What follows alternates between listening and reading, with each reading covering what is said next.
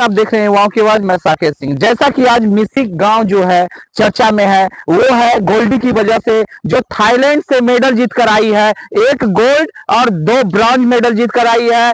कई पदाधिकारी जो है अब मिलने के लिए आ रहे हैं गोल्डी कुमारी से। वहीं कल उनका जो है डीडी नेशनल पर एक सीधा प्रोग्राम भी कराया जा रहा है और लाइव होंगी और बतलाएंगी कि उनके जीवन में कितनी कठिनाई आई है। वहीं गोल्डी कुमारी के साये से जब 10 माह की थी तो उनके माता का साया उठ चुका था। वहीं इस घटना के बाद भी लोग वो काफी संघर्ष करते हुए इस लाइन तक पहुंची। आज भारत को तिरंगा लहराने में कामयाब रही। विशेष गोल्डी कुमारी ने क्या कुछ बतलाया, खुद सुने।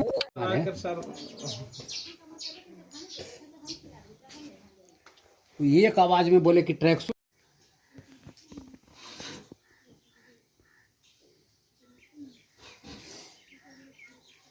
आपको इस उपलब्धि पे कैसा लग रहा है? मुझे तो बहुत अच्छा लग रहा है कि हमने अपने इंडिया के फ्लैग को वहाँ पे होस्ट करवाया, और बहुत गर्व की बात है कि ये मौका मेरे थ्रू मिला और ये हमें मिला। मेरा ये बचपन से रहता है कि मैं अपने फ्लैग का होस्ट करवाऊँ। कोई भी कंट्री में जाऊँ, सबसे पहले अपना इंडिया का फ्लैग होस्ट होना चाहिए, और उसका जो एंथम होता है वो बहुत इमोशनल फुल होता है।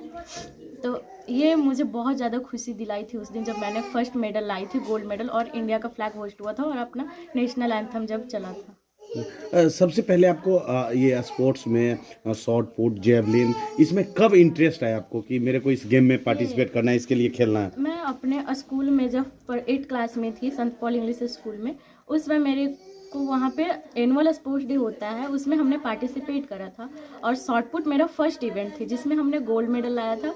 वहाँ से मेरे को बहुत ज़्यादा हाईलाइट किया गया था न्यूज़पेपर के थ्रू, और बहुत सारे वहाँ से हमें कुंदन सर के बारे में पता चला, और वहाँ से पता चला कि पारा के लिए एक अलग से गेम होती है, और उसमें फिर हमने इंटरेस्ट ली और मेहनत करी, आगे गई, और आज मैं यहाँ तक हूँ कि अंतर्राष्ट्रीय में मेरा मेडल आ गया। मतलब स्टार्टिंग जो है आपको स्कूल में गोल्ड से हुआ। हाँ। उसके बाद कई कठिनाइयाँ का भी सामना करना पड़ा होगा, कहीं कहीं डिफिकल्टीज भी आए होंगे।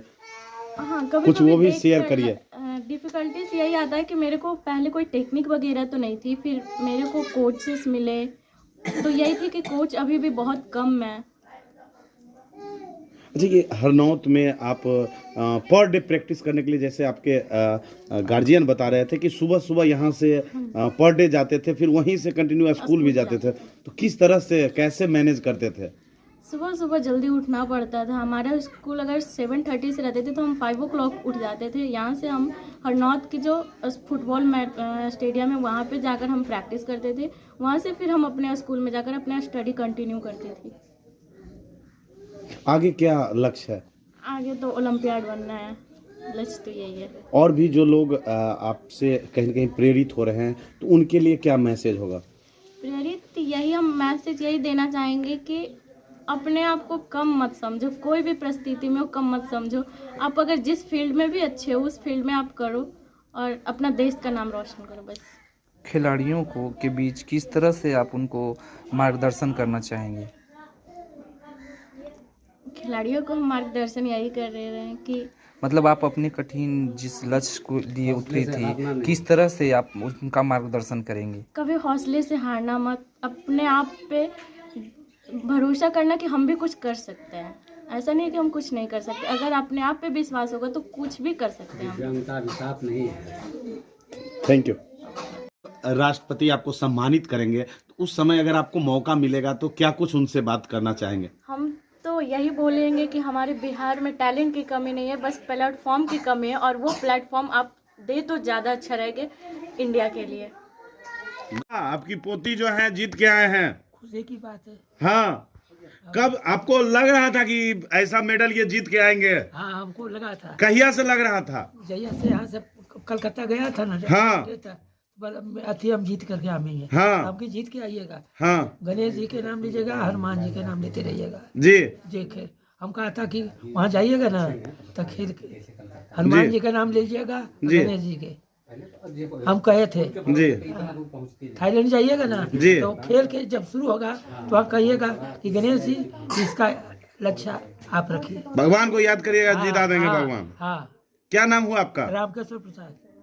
लग रहा है आपकी बच्ची द्वारा जिस तरह का उपलब्धि जो है अचीव किया गया, लगातार तमाम साहब लोग यहाँ आके सम्मानित कर रहे हैं आपके घर पे? बहुत गौरवान्वित महसूस कर रहे हैं सर। बहुत जी, कहीं न कहीं जैसा लोगों ने बताया कि आपकी पत्नी जो है एक दुखद घटना में गुजर गई थी, जिसके बाद कहीं न कहीं बच्ची में भी प्रॉब्लम हुआ था। उसके बाद और अभी में क्या लग रहा है कि कहीं न कहीं काफ़ी दुखद घटना हुआ, फिर भी संघर्ष लगातार आपकी बच्ची करती जारी रही? रखा मेरे बच्ची ने, और आज उस मुकाम को हासिल कर पाई, इसे महसूस बहुत सुकून मिल रहा है। जो दुख की घड़ी आज सुख की। अच्छा, कहीं न कहीं लोगों में चूंकि धारणा तो कहीं न कहीं अब परिवर्तन हुआ होगा कि आपकी बच्ची ने जिस तरह का उपलब्धि हासिल की है, अब लोगों का नजरिया क्या देख रहे हैं आप?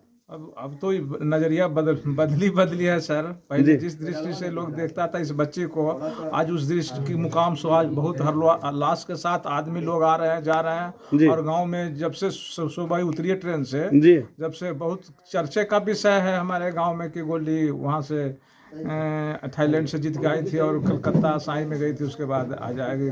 बहुत खुशी के लोग।